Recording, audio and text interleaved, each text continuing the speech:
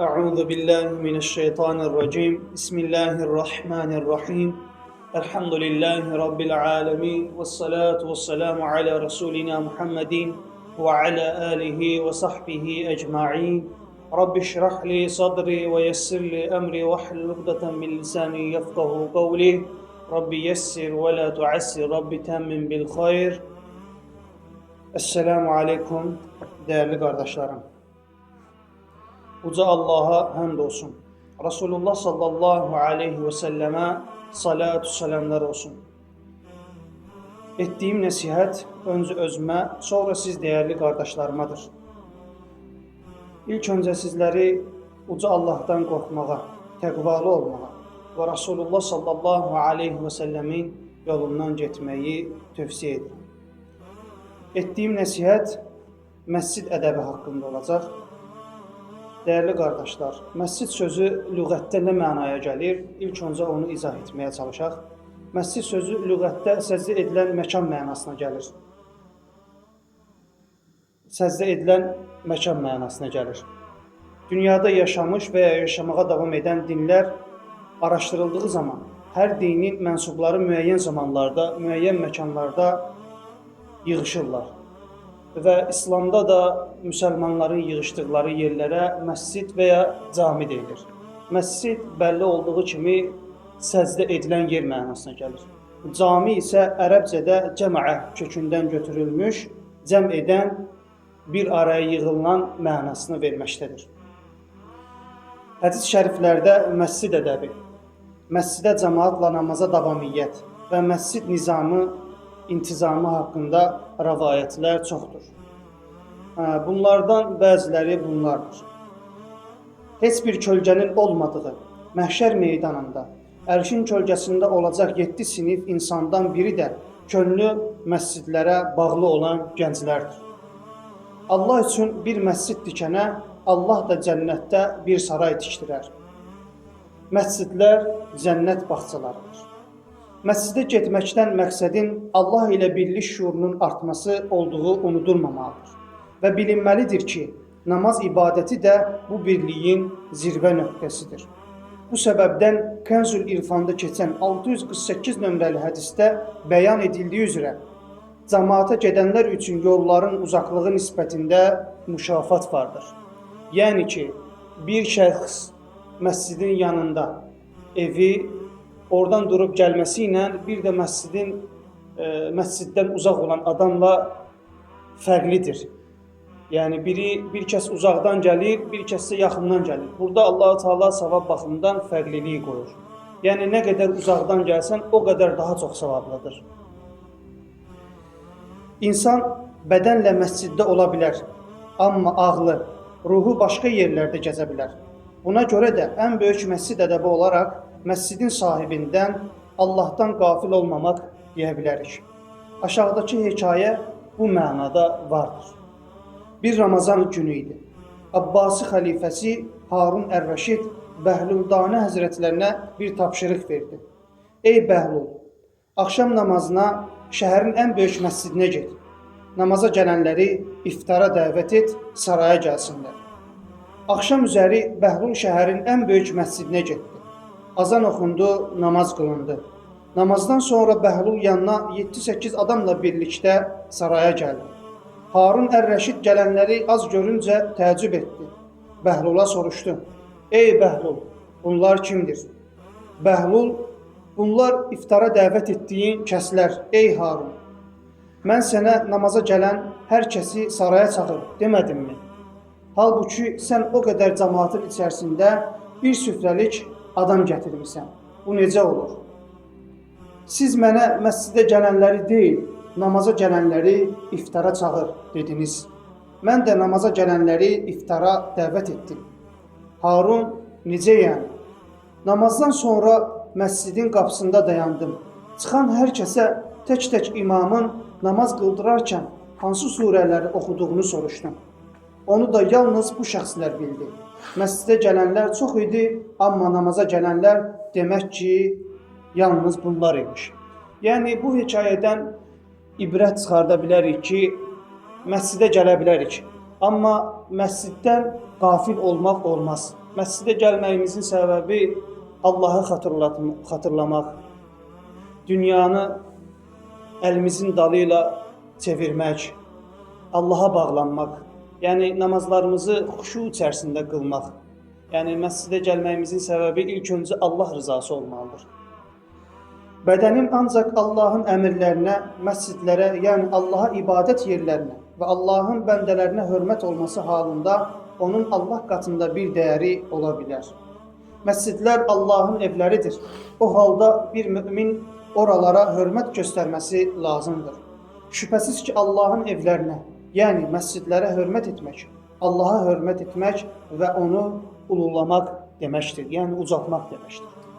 Məscidlərə qiymət verən və onlara xor baxıb dəyər verməyən insanların inanc fərqliliyini Qur'an-ı Kərim belə ifadə edir. Tövbə surəsinin 18-ci ayəsində. Allahın məscidlərini yalnız Allaha və qiyamət gününə iman gətirən, namaz qılıb zəkat verən və Allahdan başqa heç kəsdən qorxmayanlar təmir edə bilərlər. Yalnız bu qəbildən olan şəxslərin əməlləri Allah dərgahında qəbul olunar. Məscidə sağ ayaqla girib, sol ayaqla çıxmaq sünnədir. Allah dostlarından Süfyan Əs-Səvri bir gün məscidə girərkən sol ayağını basıb girdi. Bir səs eşitdi ki, ey Sevri, ey öküz, nə üçün əvvəlcə sağ ayağını basıb girmədi? Bu hadisədən sonra adının sonuna Sevri sifəti yerləşdi. Süfyan səsi eşidincə ağlı getdi. Sonra ağlı başına gəlincə əli ilə saqqalını tutub üzünə bir yumruq vurdu və dedi ki, bir sünnəni tərk edib ədəbsizlik etməklə adını öküz qoydular. Daha çox ədəbsizlik edərsən, müqayisə et ki, nə deyərlər. Elhamdülillah. Məscidə girərkən Allahümmə ftəh aleynə əvvəbə rəhmətik. Allahım, xeyir qapılarını üzərimizə aç deyə dua edilir. Əgər məscid boş isə, Əssəlamu aleynə min Rabbina və alə ibadillahis salihin deyilməlidir. Məscidi salamlama namazı mənasını verən 2 rükət təhiyyətül məscid namazı qılmaq sünnədir. Hədis şərifdə buyurulur ki, hər şeyə məxsus bir salam vardır. Məscidlərə məxsus salam da oraya girincə 2 rükət namaz qılınmalıdır. Məkruh vaxtlar xaric. Məkruh vaxtlarda namaz qılmaq olmaz, bəyənilməyən bir ibadətdir. Cəmaatın çiyinlərinə basaraq irəli saflara keçilməməlidir. Məsciddə barmaqlar çıtladılmamalıdır. Məscidlərə iylənmiş corab və ya çirkli paltarlarla getməmək lazımdır. Ayə-i kərimədə buyurulur ki, ey Adəm oğulları, hər bir ibadət vaxtı, namaz qılarkən, məscidə gedərkən və ya tavaf edərkən gözəl libaslarınızı geyinin. Yeyin için, lakin israf etməyin. Cəmaatla namaz qılarkən birinci safda imamın tam arxasında, sağında və ya solunda dayanılmalıdır. Hədis şərifdə buyurulur ki, Allah-u Teala rəhmətini imama, sonra imamın arxasındakılara, sonra sağ və sol tərəfdəkilərə endirər. Saf nizamına və sıxlığına diqqət etmək, öndəki saflar dolmadan gerdəki saflara namaza dayanmamaq. Əshab-ı kiramın paltarlarının safları sıx tutmaları səbəbilə qol və çiyinlərindən köhnəlildiyi unudulmamalıdır. Peyğəmbərimizin soğan və ya sarımsaq yeyənlərin məscidlərə gəlmələrini məhrum edən nəsihətlərini unutmamaqla insanları narahat etməmiş olarıq. Yəni bir kəs sarımsaq yeyərsə, soğan yeyərsə, iylənmiş corab və yaxud da bir kirli paltarlarla məscidə gəlməsi qadağandır, olmaz. Cəmaatın girməsinə və ya çıxmasına mane olacaq qapı ağzı kimi yerlərdə namaza dayanmamaq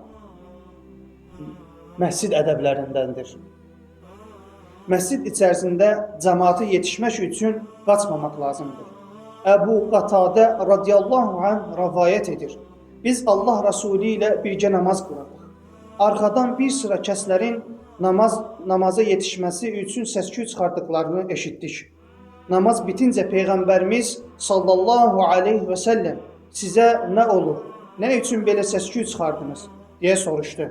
Onlar da biz namaza yetişmək üçün tələsik edib qaçdıq dedilər.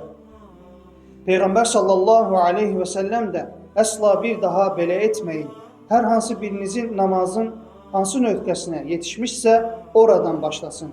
Geri qalanını sonra qalxaraq tamamlasın buyurdu. Əbu Hüreyrə Həzrətləri Mədinə bazarından keçərkən dayanaraq, ey əhali, siz necə də acizsiniz deyə qışqırdı.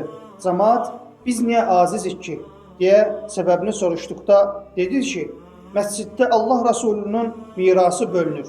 Siz buradasınız, nə üçün gedib mirasdan payınıza düşəni almırsınız? Cəmaət sürətlə məscidə qaçdı. Əbu Hüreyrə Həzrətləri bazarda dayandı, onları gözlədi. Az sonra cəmaət əlləri boş olaraq gələrək dedilər ki, biz məsciddə paylanan bir miras görmədik. Əbu Hüreyrə Həzrətləri onlara, yaxşı, orada nə gördünüz deyə soruşdu. Dedilər ki, bəzi şəxslər Quran oxuyur, bəziləri namaz qılır, bəziləri halal-haram mövzularında müzakirə edirdilər. Bu cavabı alan Həzrəti Əbu Hüreyrə radiyallahu anh, Allah sizə rəhm etsin. Bax, Peyğəmbərin mirası budur. Məsciddə qışqırmamaq və ya səsküy ilə danışmamaq. Bir adam dəvəsini itirmişdi. Məscidə gələrək, qırmızı bir dəvə görən varmı deyə qışqırdı. Allah Resulü sallallahu aleyhi və səlləm də dəvəni tapa bilməyəsən. Məscidlər nə üçün inşa edilmişsə, orada ancaq onlar edilər, dedi. Yəni, məsciddə səsküy salmaq olmaz. Məscidə gələrkən nə etmək lazımdır? Quran oxumaq, zikr etmək, dua etmək, Allaha bağlanmaq, təfəkkür etmək, bunlarla məşğul olmaq lazımdır. Bunların xaricindəki olan məsələlər məscidin xaricinə aiddir. Həzrəti Ömər məscidin qapısının yanında bir həyət düzəltdirdi. O həyətə Butayha adını verdi və kim səsküy salmaq, şeir oxumaq və danışmaq istəyirsə, bu həyətə çıxsın, məsciddə olmasın. Yəni, sahabələrdən də, sahabələrin həyatına baxanda da görürük ki, məsciddə səsküy salmaq olmaz. Məsciddə dünyalıq söhbət etmək olmaz. Söhbət etmək istəyən varsa, çıxıb məsciddən kənarda işlərini həll etsin. Nəticə olaraq, bir müsəlmana yaraşan hərəkət odur ki, məscidlərə davam etməklə, məscidləri qorumaqla və içərisini Quran səsləri ilə doldurmaqla bir elm, mədəniyyət mərkəzi halına gətirsin. Vəlhamdülillahi Rabbil aləmin.